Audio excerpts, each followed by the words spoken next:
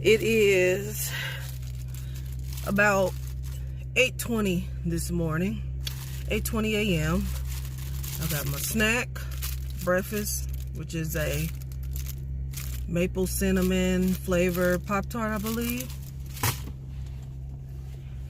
I got my mask, and I'm on my way to the election board. I have been chosen to work as a poll worker for this year's election.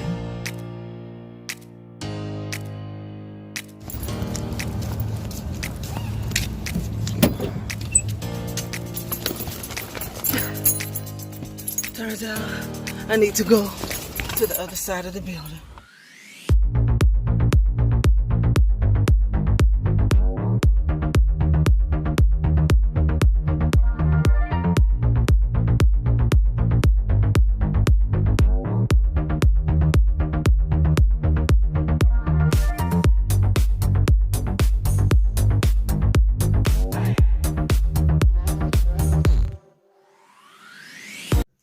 And basically what that means is that I helped work with the election. When you came to vote and submit your ballots and stuff like that, I was one of the lucky people in there to help you out.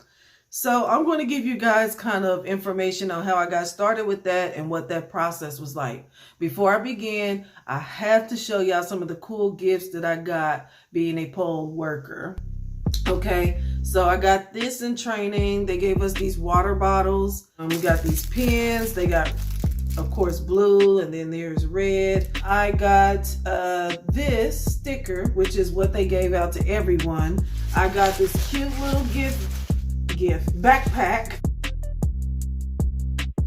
Also got this manual for poll workers. I got this at training. And it basically just go over everything that you should know in order to work an election.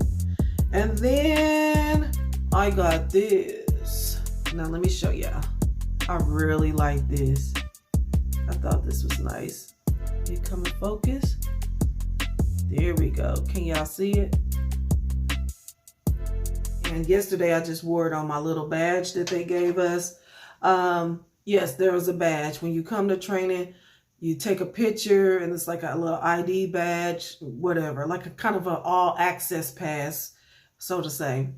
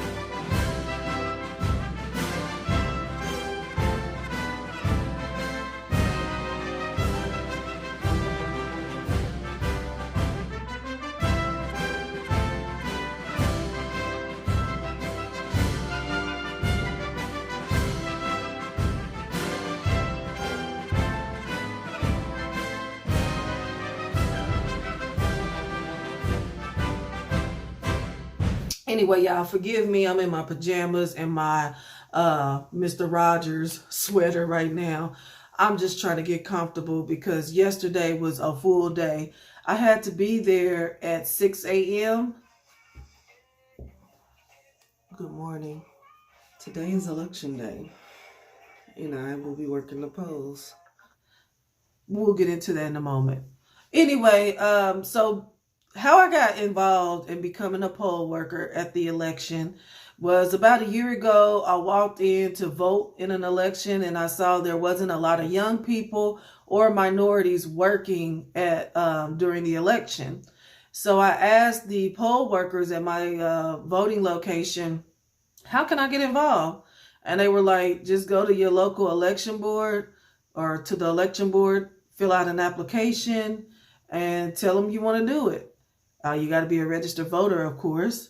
So I didn't do it right away, unfortunately.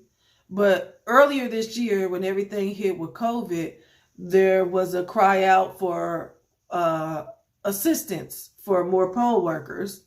They needed more help, basically, because the elderly people and the retired people who usually work the polls were unable to do so because of fear of catching COVID, since they were more of a high-risk group.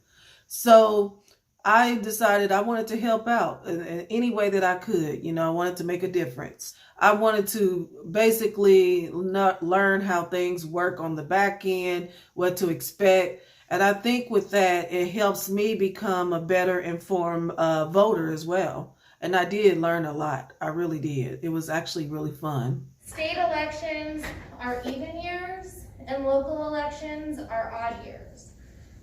State elections consist of the president, the senators, U.S. House, governor, state senate, state house, state Supreme Court, and then you have your local elections, which consist of judges, school boards, BPU, and the municipal government. And then we have bond elections, which can consist of improving land, acquiring land, furnishing land, repairing buildings, and school monies. We also have question elections, which can be separate, could be constitutional questions. And then we have mail ballot only elections.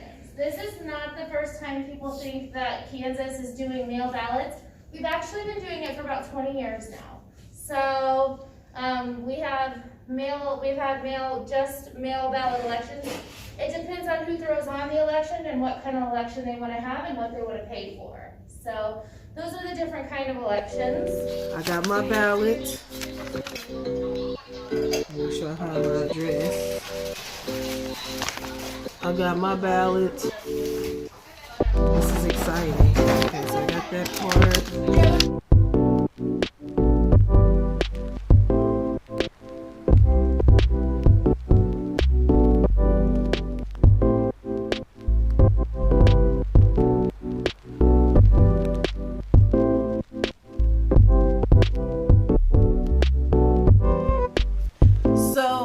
Training, they told us,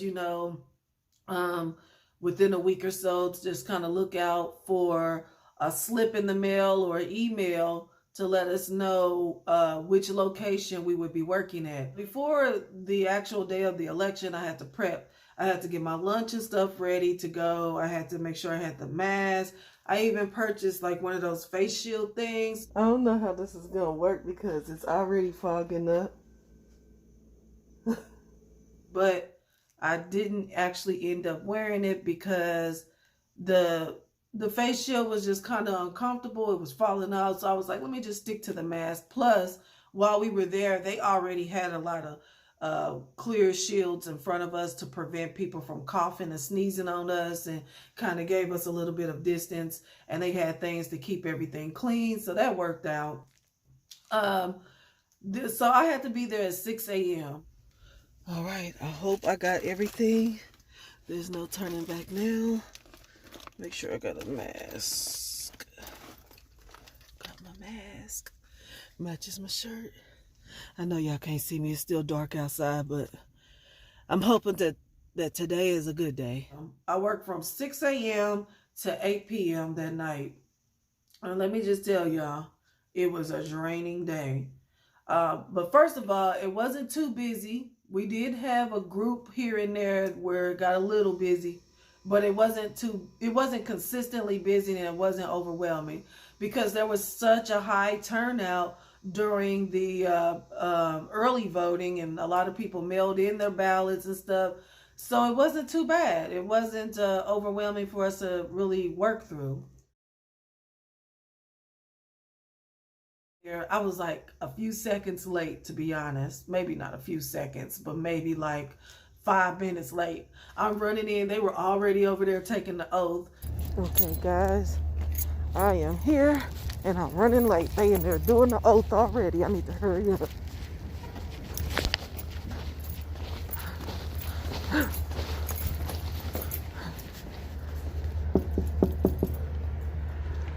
So once I got in, I had to retake the oath.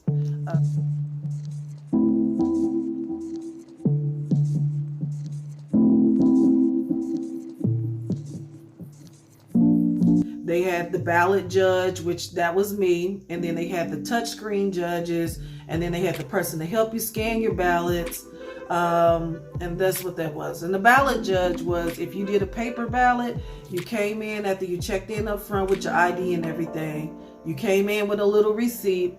You gave us your receipt. Well, I don't know if it's really called a receipt. It's called something else, but it looks like a receipt. You gave it to us. We could tell on there if you're a paper ballot or a touchscreen. Each person that came in to vote got one of these little pins right here, whether it was this color or the blue one, and that's what they had to use to fill out their ballots. I must say, there was a lot of people there where they were voting for the first time. It was pretty cool. Or if they had voted before, they may have not voted in years. Like, there was a lady that said she hadn't voted in like 25 years. So yeah, I caught on to everything really quick and easy.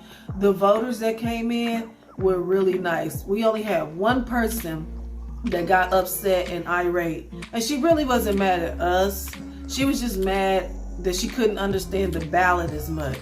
And legally, we can't really touch your ballot once you have it and you start voting, because we can't persuade you into something, if that makes any sense. We don't want to get into electioneering. And if you don't know what electioneering is, it's basically like, you know how when you go voting, there's people out there with the shirts on and the signs and stuff, and they're intimidating other people to vote for their candidate and things like that.